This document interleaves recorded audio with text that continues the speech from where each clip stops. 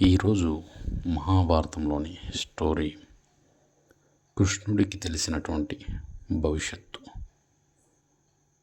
ఒకరోజు సూర్యాస్తమయ సమయంలో కృష్ణుడు సముద్ర తీరంలో కూర్చొని దీర్ఘంగా ఆలోచిస్తూ దూరంగా చూస్తూ ఉన్నాడు.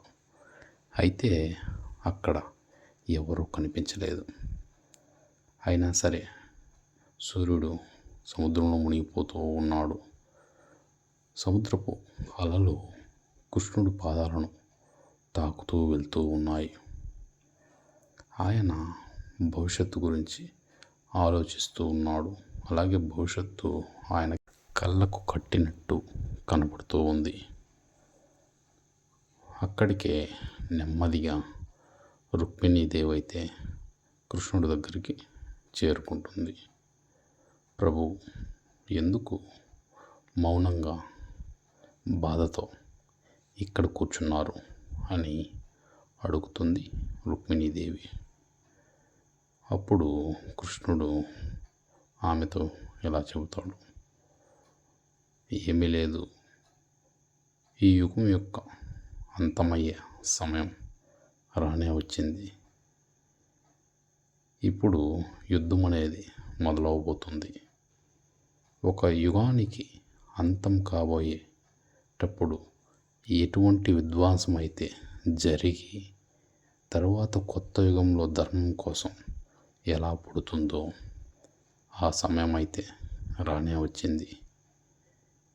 ఈ యుద్ధంలో పాండవులు, కౌరవులు చాలా బలంగా, భీకరంగా పోరాడుతారు.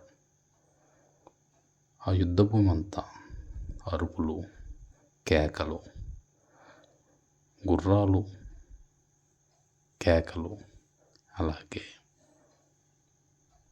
ఏనుగుల అరుపులు, సైనికుల యొక్క కేకలు, అలాగే యుద్ధభూమి అంతా రక్తపాతం, అభిమన్యుడు చక్రవ్యూహంలో చిక్కుకోవడం, ఇలా ఒకటేంటి అన్నీ.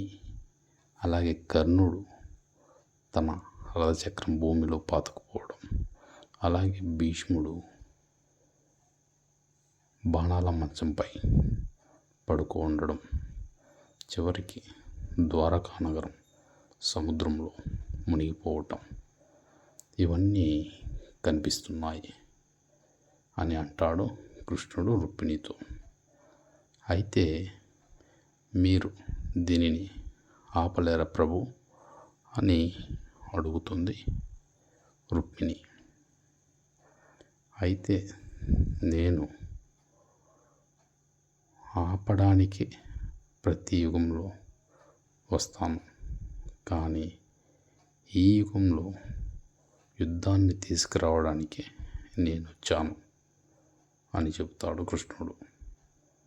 అంటే ఇది విధి యొక్క రాత, దీనికి నేను సైతం కట్టుబడి ఉండాలి అని చెబుతాడు కృష్ణుడు.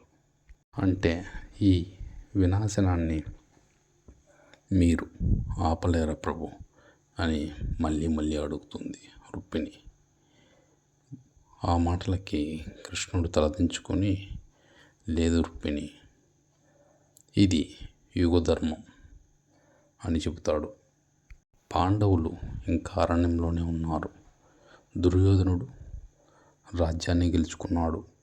కృష్ణుడు ఆ సమయానికి పాండవులను కలవడానికి అరణ్యంలోకి వెళ్తాడు.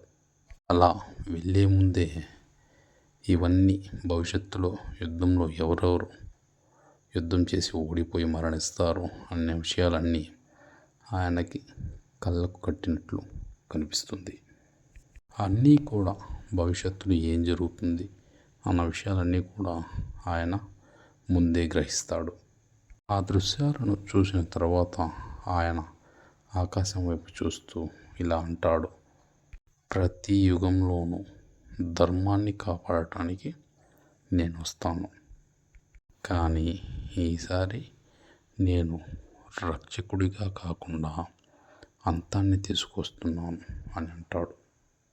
ఈ మాటలన్నీ విన్నటువంటి రుక్మిణీదేవి మౌనంతో ఏమీ మాట్లాడకుండా కదలకుండా కూర్చుని ఉండిపోతుంది. కృష్ణుడు కేవలం దేవుడు మాత్రమే కాదు, ఆయన సమయానికి రూపం కూడా.